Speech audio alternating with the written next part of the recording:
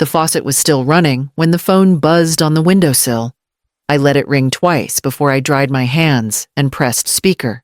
"Hey, just a heads up," Evan said. "No hello. No, how are you? Sloan and I are coming up Friday. Maybe a few folks with us." I paused. "How many?" He exhaled like the question was inconvenient. "Just family. Sloan's sister, her boyfriend, couple cousins. We'll need the bedrooms. You can take the laundry room or maybe head back to the apartment if you'd rather be in the city." I leaned on the counter and watched a crow land on the fence outside. "The laundry room."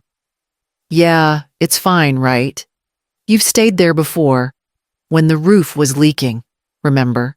That was a decade ago, and I'd been 30 pounds lighter." He didn't wait for an answer. "Anyway, see you Friday." The line clicked off. I stood there, hand resting on the counter's edge, the sound of the faucet still filling the metal sink behind me. The crow squawked once and took off. I turned it off. Slowly walked to the porch and looked out at the pasture. The fence I rebuilt last fall stood straight and proud. The field was quiet except for the rustle of dry grass. My field, my work. Back inside, I opened the side drawer and pulled out a notebook. The cover was bent at the corners, smudged with soil and coffee rings. I'd written Farm Plan B on it years ago when Adam and I joked about renting out the barn to college kids. Now it felt less like a joke and more like a backup parachute. I turned to a page labeled Contingency Overstay. My own handwriting greeted me with clean, even lines. I hadn't needed this notebook in years. I hadn't wanted to. Until now. I capped my pen and placed it beside the salt dish. There was work to be done, and only a few days left to do it. The farm wasn't a gift or a leftover. I bought it 2 years ago, 3 months after Adam passed, using a pension check I'd folded into savings for most of my adult life. It wasn't grand, just 10 acres, a 2-bedroom house with scuffed hardwood and a stubborn front door. But it was mine. I'd signed every paper alone, sealed every fence post by hand, and hauled enough gravel to know exactly how much my quiet had cost me. I didn't move here to impress anyone. I came for the silence, for the soft rhythm of chores, the scratch of pencil on seed packets, the way dusk stretches across a field when no one's demanding anything from you. Evan never visited, not once. Said he was busy or Sloan had a work thing or the kids had dance. I stopped asking. Eventually, I stopped sending photos. But now, suddenly, the farm was ours, and he was assigning me a corner of my own house like I was an afterthought. I was sweeping the hallway when I remembered Sloan had sent me a birthday card last month. I pulled it from the drawer unopened. The handwriting was her usual loopy cursive. Inside, "Hope you're well. Looking forward to visiting soon." Folded neatly behind the card was a printed sheet. Room assignments, ER meal blocks. Talcott Farm weekend. I scanned the lines. Sloan and Evan in the master. Cousins in the guest room. Play space in the sunroom. Breakfasts at 8, dinners at 6. My name didn't appear anywhere. I set the broom down and walked to the wall phone. Josie picked up on the second ring. "I know it's short notice," I said, "but are you still doing light carpentry?" There was a pause. "Depends what you're thinking. I need the back entrance secured, maybe a deadbolt on the loft barn door. You know, in case someone gets creative." Josie didn't ask questions. She never had. "Give me an hour," she said. I hung up, pulled on my gloves and stepped outside. The air was dry and sharp, the kind that tells you a storm might come but you'll be ready for it. I didn't waste time once the call ended. The next morning, I was up before the sun, coffee in hand, and checklist already forming. I'd spent enough years managing other people's messes, school rosters, enrollment drives, even emergency plans during flu seasons. Planning under pressure wasn't new. The only difference now was the land under my boots belonged to me. First, I labeled every cabinet in the kitchen. Not with cute tags or color codes, just black marker on painter's tape what was food, what was for livestock, what was absolutely off limits. I emptied the guest room closet and folded the linens. By noon, the spare rooms were cleared. I made a call to Bonnie at the general store who helped with local rentals. Got a pair of guest rooms available for the weekend, I told her. She had a wedding party in need of overflow housing. The bride's cousin called within the hour payment made up front. I walked the property that afternoon, hammering up 2 fresh signs. No visitors without appointment. Private residence. At the barn, Josie helped me add a deadbolt to the side loft entrance and re-hung the gate to swing inward. She didn't ask about Evan. Just worked beside me like she always had, with quiet hands and solid tools. We laughed once when the goat tried to eat her screwdriver, but mostly, we stayed focused.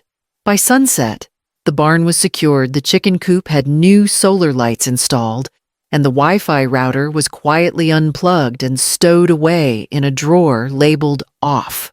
That night, I sat at the edge of my bed, not checking my phone, not waiting for another call. Just silence and clean sheets. My hands were sore, but my breathing felt even. The next day, I baked a batch of cornbread for the wedding guests and left it on the counter with a welcome note. I didn't sign my name. Later, as I watered the garden beds, a van pulled into the driveway, its tires crunching across the gravel. I set the hose down and wiped my hands on my jeans just as the doors opened and voices spilled out like they already belonged here. The van door slid open before the engine had even gone quiet. Sloane stepped out first, sunglasses pushed up into her hair, holding a large tote bag, like she expected someone to grab it for her. Evan followed, holding one of the kids on his hip. The other 5 spilled out in pieces. 2 cousins in matching sweatshirts. Sloane's sister with a stroller, and a man I didn't recognize dragging a cooler across the gravel. Evan didn't wave. He just looked around and said, "No one's here to help with bags." I nodded once. "You're here early. It's 2 o'clock. Check-in's at 4, I said. He raised an eyebrow. "Check-in." Sloane stepped beside him, eyes scanning the porch, then the driveway. "Is there Wi-Fi? I need to upload something for work?" And we didn't see a grocery stop on the way. "No Wi-Fi here," I said. "Not for guests." That paused them. "The bedrooms?" Sloane asked, stepping toward the door. "They're booked," I said evenly. "Wedding party from town." "They paid in full."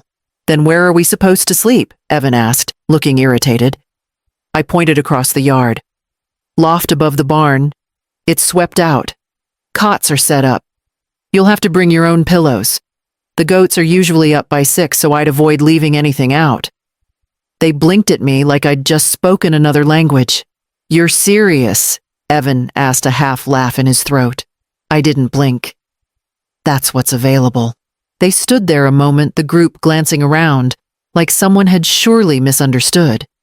But no one said anything else.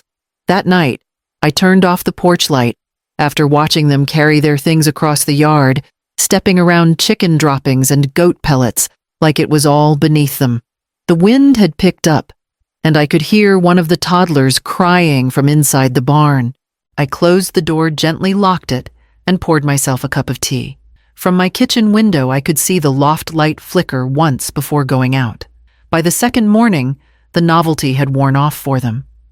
They were loud, scattered, and irritated that the barn didn't come with outlets or curtains. I stayed out of their way, fixing breakfast in silence and pretending not to notice the cooler they'd dragged into my kitchen. The air outside was easier to breathe. I walked along the path behind the barn, checking the fence line where the goats liked to test their limits. The wind carried voices. Evan's low and clipped, Sloane's sharp and certain. I slowed near the wall, the boards thin enough to let their words spill through. "She'll tire out," Sloane said. "It's too much for her. The chores, the upkeep. She's mid-60s? She'll want to move closer to town by summer. Then we can handle the sale." Evan didn't argue. There was a pause, then his voice quieter. "We'll need to make it look like her idea." Something in me went very still. The sound of the goats in the pen faded. I stood there, one hand resting on the gate, and felt the heat rise in my throat. They hadn't come for family. They'd come for ownership. I stepped back before my shadow could stretch across the wall. The gravel crunched under my boots as I turned toward the house. I didn't slam the door or pace or shout. I'd lived too long to waste energy on noise. That night, when the farm settled into quiet again, I took the tin box from under the pantry floorboard. Inside were the trust papers, and an envelope labeled Horizon Holdings. Adam and I had set it up years ago before his health turned. Everything that mattered sat inside those pages. I carried the box to the small safe in my bedroom and spun the dial. The click of the lock was steady, almost comforting. Then I slid the rug back over it, straightened the edge, and turned off the light. Outside the barn went dark. The house for the moment stayed mine. The rain started before dawn, slow at first, then steady. By 8, the gutters were overflowing, and the ditch behind the barn had turned into a shallow stream. I made coffee and stood by the kitchen window, watching water pool around the tire tracks their van had left. Sloane burst out of the barn an hour later, barefoot and furious, dragging a blanket that trailed mud behind her. "It's leaking in there," she shouted, waving one arm toward the roof. "Everything's soaked." I nodded. "That happens when you don't close the shutters." She blinked at me like the concept was foreign. Evan came limping after her, one shoe off. "There's no drainage," he said. "The place floods when it rains." "It drains fine," I said, still watching the water. "You just parked over the runoff line." He looked back at the van half sunk in the soft earth. I didn't offer help. By noon, the toddlers were chasing a rooster through the wet field while Sloane's cousins yelled from the porch. Someone tripped on a hose. Someone else slipped in the mud. Every few minutes, a new complaint echoed across the yard. No towels, no dry clothes, no breakfast. Evan finally stomped to the house, soaked to the knees. "We need the kitchen." "It's being used," I said. The wedding party had arrived that morning, cheerful and grateful, and they were baking pies for a family dinner. I gestured toward the barn. "There's a camp stove in the crate by the door." He glared but didn't argue. The rain kept falling. By nightfall, the lights in the loft flickered out. I left a dry lantern on the porch and went to bed early, listening to the muffled chaos outside doors, slamming, someone crying, the sound of wet boots on gravel. When the storm passed, I slipped out and left a note pinned to their loft door, written in my neatest handwriting. "You wanted the real farm life. Please do enjoy it. MT." By morning, I could already hear the shouting from across the yard. I left the envelope 2 days earlier, tucked just behind the circulars in the mailbox, where I knew Sloane would find it before Evan. She was always the first to check for packages, as if the world owed her something. Express delivered. Sure enough, I heard the screen door slap shut that morning and saw her strut toward the drive arms, crossed tight lips, thin. She pulled the mail out, paused at the handwritten name on the manila envelope, then turned back toward the barn, already calling Evan's name. They opened it on the porch. I didn't move from the kitchen. I stirred the oatmeal slowly and waited. The silence came first, unnatural, like breath held too long. Then Evan's voice low and fast, and Sloane's sharp reply. I knew what they were seeing. The first page was a certified copy of the deed, with my name printed clean and permanent. No co-owners, no transfer clauses. The second page detailed the trust Adam and I had finalized 2 months before his last surgery. The third was the LLC registration, Talcott Ridge Holdings. They'd find nothing to contest. No gifts, no promises, no letters of intent or poorly worded will entries. The trust clearly stated lifetime ownership, no early succession, and full control, residing solely with me unless incapacitated or deceased, and even then, the successor was not Evan. I'd chosen a community land board as fallback. Quiet people, good people, folks who would protect the land if I couldn't. Through the kitchen window, I saw Sloane crumple the paper and throw it toward the steps. Evan didn't pick it up. He stood still, shoulders tense, jaw locked. For once, they had nothing to say. I poured the oatmeal into 2 bowls. One for me, one for the wedding guest who'd offered to help with the coop. Outside, the sky was finally clearing. The mud would dry by noon, and the guest list, it seemed, had just gotten shorter. Saturday arrived warm and clear, the rain finally spent. I set out folding chairs by the raised beds and laid a tablecloth across the long table near the compost bins. A few neighbors brought cuttings from their gardens, basil, thyme, even a few tomato starters. Someone made a sign for the garden swap and taped it to the side of the chicken coop. It wasn't anything official, just a casual workshop I'd posted about at the library bulletin board last week. Intro to compost layering, I'd written. Coffee and cold cider provided. And they came, quiet folks. From town couples with toddlers, older women in garden boots. Familiar faces. The wedding guests stayed curious and eager. They wandered the yard, took photos with the goats, and asked questions about the starter mix I used in the flower beds. Someone brought cookies. One man played fiddle in the shade while his daughter danced barefoot in the grass. Evan sat off to the side on a folding chair near the shed. He hadn't shaved. There was dirt on the sleeve of his button-down, a faint streak of mud across his jeans. Sloane didn't come out until halfway through.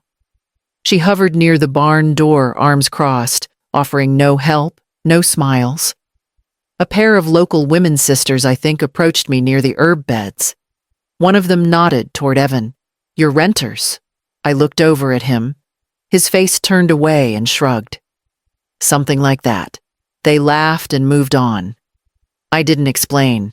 Later, as the sun dipped low and the guests began packing up their seedlings and pie tins, I noticed Sloane reappeared with a suitcase.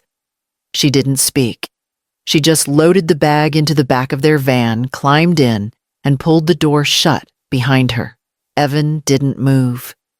He sat right where he'd been for hours, shoulders rounded, hands loose in his lap. I carried the last tray of soil back toward the porch and nodded a goodbye to the man with the fiddle. He tipped his hat. The air smelled of damp grass and garlic. I walked inside to boil water for tea. The knock came just after sunrise, soft but steady. I'd been awake already, sitting at the table with a mug of coffee gone cold. The sound didn't startle me. It just felt expected, like the final note of a long song. When I opened the door, Evan stood there alone. No van, no noise, no sign of Sloane. His jacket was wrinkled, his eyes sunken from too many sleepless nights. For the first time in years, he looked younger, not in age, but in uncertainty. "I didn't realize," he said quietly, "how much you've built here. I thought it was just land, but it's more than that." I waited, saying nothing. He reached into his pocket and pulled out an envelope folded twice over. "I wrote this last night," he said. "I'm not asking for anything. I just wanted you to know I understand now." The paper felt light in my hand. I didn't open it right away. I set it on the counter beside the coffee pot. He glanced past me toward the kitchen where the morning light was cutting through the curtains. "You've done something good here, Mom," he said. "Better than anything I've managed in a long time." I met his eyes. "It wasn't meant to be impressive," I said. "Just honest." He nodded, and for a moment, neither of us spoke. The quiet between us wasn't angry anymore, just hollow in a way that might eventually fill. He took a step back toward the porch. "I'll head out," he said. "I'm going to see about work in town. Something steady." "Eat first," I said. "There's bread on the stove." He hesitated, then nodded. The smallest sign of peace. When he finished, he rinsed his plate without being told. No speeches, no promises, just small, deliberate movements like someone relearning how to stay. As he left, I held the envelope a moment longer before slipping it into the drawer beside my notebook. The air in the house felt lighter, and the day had barely begun. 3 weeks passed without a word. The loft stayed empty, the barn stayed clean, and the porch light no longer flickered from overuse. I slipped back into my routines early mornings. Quiet meals, hands in the soil before noon. Then one afternoon, I saw him walking up the drive. No bags, no fanfare. Just Evan, shoulders squared, boots scuffed a coil of fence wire under one arm. I noticed the south fence is leaning, he said, when he reached the porch. Thought I could help fix it. I didn't ask what changed. I just nodded and handed him the spare gloves. We spent the rest of the day at the far edge of the field working in tandem without much talk. He dug post holes while I measured spacing. We both hammered in silence the rhythm enough. His hands blistered before mine did. He didn't complain. When the sun dropped low and the last post stood steady, we walked back to the house without speaking. I rinsed the dirt from my arms at the pump while he coiled the hose back neatly without being asked. Inside, I ladled out soup and sliced bread. He took it without a word of thanks, but with something quieter. Respect, maybe. Understanding. He didn't ask for a bed. Didn't linger in the doorway or drop hints. When I told him where the tools were kept, he just nodded like he already knew he'd be using them again. We sat in the kitchen for a while, bowls half full, spoons moving slowly. Not as family needing to fix something. Just two people who had chosen quietly not to break it further. When he left that night, he didn't close the door hard. I stayed seated, watching the porch light sway gently in the breeze. The house no longer felt like something I had to defend. It simply felt like mine again, solid quiet and waiting for morning.